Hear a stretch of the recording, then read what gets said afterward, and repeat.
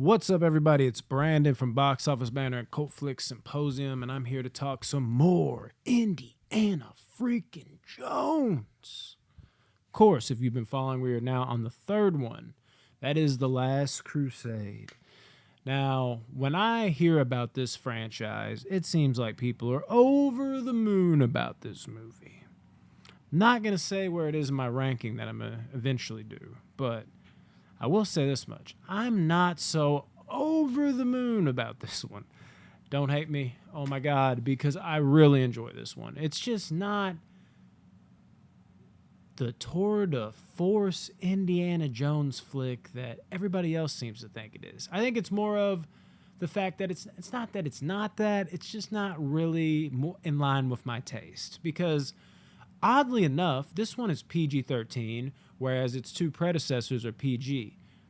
But because of how they did rating systems, as I've kind of talked about in the other two videos, they were not, there was no PG-13 rating. Temple of Doom is actually what pushed that, henceforth why Last Crusade got the PG-13 rating.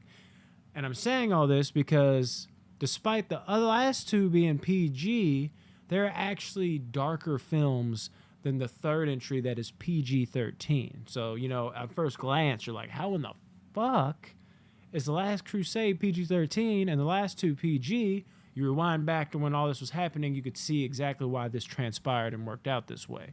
And the point is I like the darker tone of Raiders of the Lost Ark and Temple of Doom, more specifically Temple of Doom.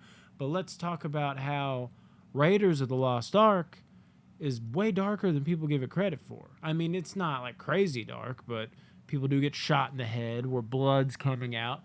Things of that nature. People's faces and shit are like melting away. Like I said, Evil Dead style at the end. And then Temple of Doom is just a darker film in general. That's general consensus.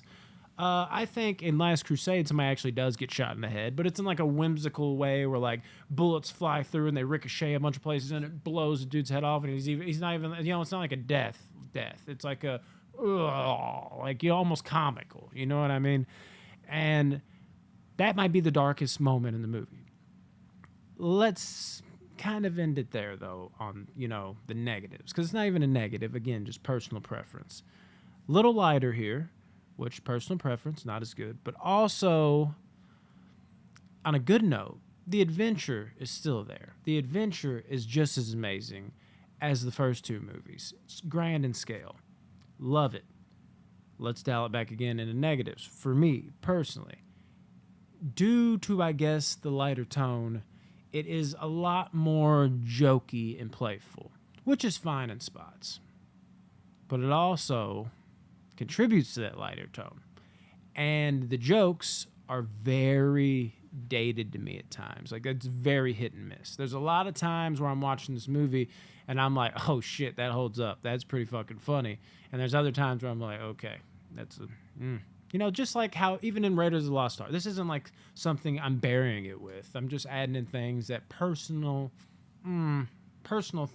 things that do not really tickle my fancy, if you will. Like, they're fine, but they're not, it would be better without them type of shit. But just like how in Raiders of the Lost Ark, I say the action, fight scenes and shit, they're a little dated. This one, a gripe I have is the comedy at times is a little dated. But it's kind of a, it's a seesaw thing because the comedy that works in this movie might work better than any comedy in the last two. So that's a mixed bag. But when it doesn't work, and then I'm thinking about how goofy it is in this spot, and then I'm thinking about the lighter tone, the overall vibe of the movie is a little off to me. And then, let's talk about it. Sean Connery is Indiana Jones' dad. I'm not going to shit on this. It's great. Even when it's like, the hit or miss comedy parts with them, which with them it's like 90 to 10%. Like 90% favorable, 10%, okay, that's a little, to me. They're phenomenal together. There's a definitive belief that you can really hold on to that's just like, okay, I believe wholeheartedly that this is Indiana Jones' dad. And it's not even the fact that it's just Sean Connery, and who doesn't fucking like Sean Connery, he's the man. It's also this element of just like, the way they play off of each other doesn't feel like forced. Even like the certain looks they do feels very much like, oh, I could see him becoming an old man looking very similar. There's just a lot going for it in that regard. And I think that's the main thing that wins people over about this movie, because you're just like, oh my God. Like taking another step, like James Bond as Harrison Ford's dad, what could be better? And agreed. What could be better? It's fucking awesome. Love that part of the movie. Again, due to the lighter tone, though, we'll harp on that because that's the main thing that holds this one just a little bit back for me.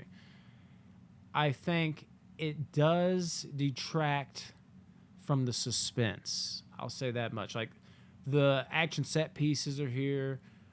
Everything is here from a typical Indiana Jones movie. But this is the first one where I felt myself on the edge of my seat, kind of, but it was like reluctantly on the edge of my seat, where I was like, oh, this is a cool action scene, but I wasn't ready to hop off. I was ready to like sit back because I was like, oh, this is cool, but I'm just like,